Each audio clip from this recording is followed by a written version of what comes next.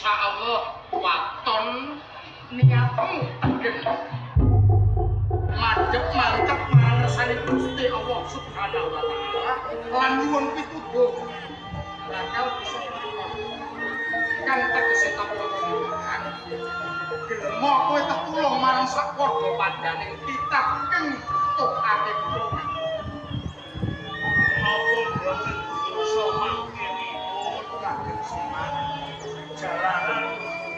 kula nilar bojo kaliyan anak cek kawontenanipun punika boten gadah ya ngono ya ana dawuh inama amwal wa aulad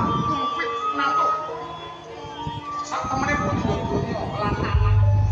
kabeh iki pacobaan kanggone wong urip waton kowe bisa dadah lelakumu bisa ngadepi pacobaan iki insyaallah ing tembe ngene kowe bakal bisa nemokake kabeh namun kula boten saged kowe golek apa-apa sak kanten minangka piranti gonmu ngrumbang ana ing tengahing samudra menawi dawuh sareng kali pisungan kados mekaten estining manah mantep kula badhe miwiti program lajeng mangkenipun kula wiwiti saking pesisir kidul wiwitono saka pesisir kidul yen perlu jaluk nolak marang ibumu Dewi Sarah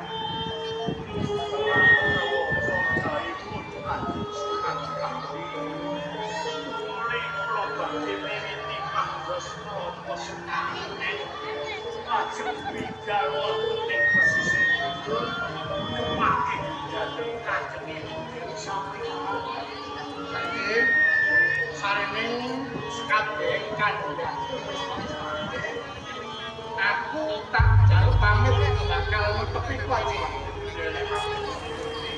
Assalamualaikum.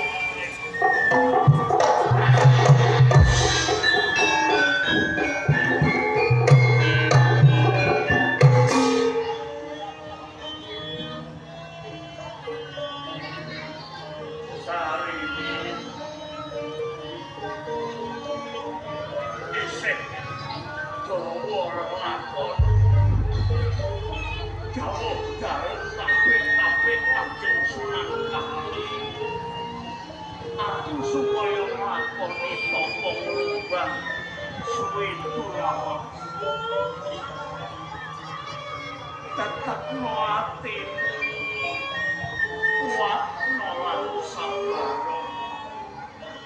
mbok menawa yen Gusti ijabah tertamtu aku bakal